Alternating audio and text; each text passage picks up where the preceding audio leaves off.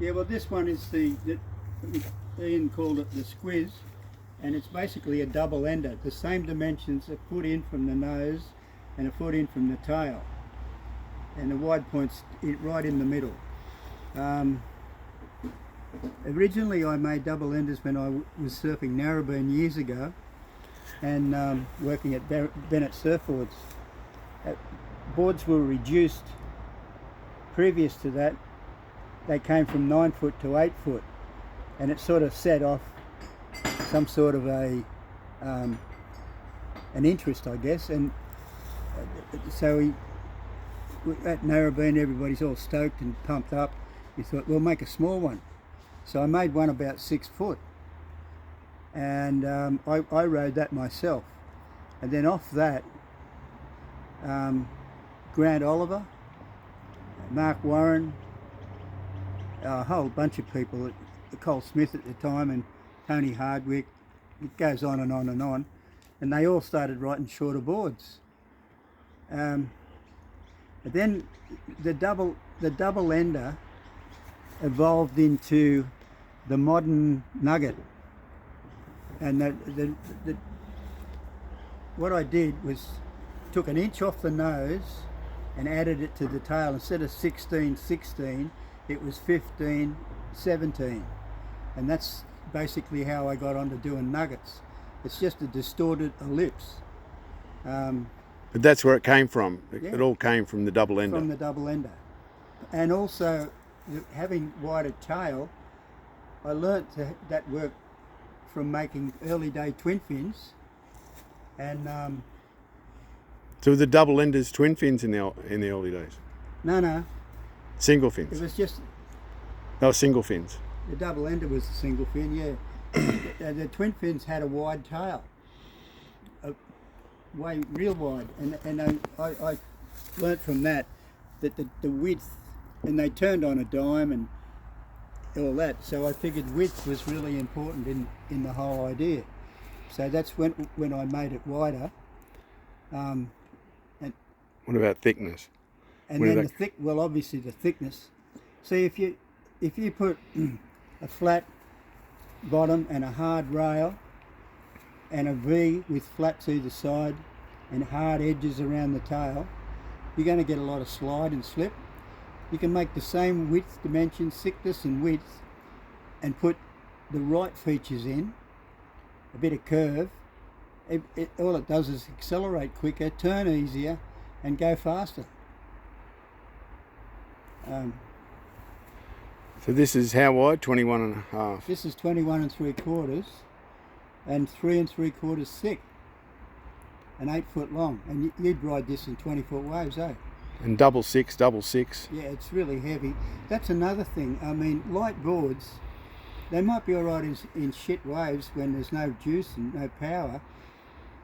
But if you're trying to ride, say, a big wave anywhere, you need a bit of weight in it, so it's got momentum. You know, you see people like modern surfing, they go down, they do a big hard bottom turn and it goes nowhere, so they do another turn, they go down, one turn, two turns, and then back up. With a board with flow and momentum, you go down one turn and it'll flow back up. Those sort of things that aren't in it anymore. They're always aggressive surfing. I mean, it works, but it's just a different way of approaching stuff. Because of my vintage and the era, I mean, I always thought that flow and drive was a major part of what we were trying to achieve. But these days they just do 3 bottom turns to go, instead of doing one big one, they do 3 little ones and they achieve the same stuff. So I got the 7.6 is 3.5. This 8 footer is 3 3/4, and Zion, my gun, is 8.6, 4 inches thick. Yeah. So this is just like one of the golf clubs in the rack. I've got this one for when it's not as strong offshore wind. Yeah. Well, if you've obviously the wider the nose, the more updraft off the wave. If it's offshore and you get a lot of updraft off the wave face, and you poke this through the lip, and it hits all that area, you just get blown back. Whereas if you narrow it down, which we did on the 8.6. yeah, it's got it's more resistant to that what the wind's doing, so you can drop in a bit easier. But most of them are double six on the deck and 1/6 on the bottom, and this is double six with extra laps and double six with extra laps. Plus on a good solid stringer. It's a heavy board, but in the conditions you would ride it in, it's an advantage. Yeah. Oh yeah. If you're out there dropping in a 12, 15 foot waves on an offshore day, you're probably the only one catching waves. Yeah, for sure. The on others this are getting one. blown over the back swearing. Yeah. I mean, there's not a lot of common sense in the surfboard design. It's all done on image, bullshit, and media hype. And you just do the profile. You see, it looks really weird, Geoff, because it's so flat on the deck. The deck is really flat, and then the foil. Is it the foil or the concave? What do you call it? The bottom. The bottom, it's a dome bottom.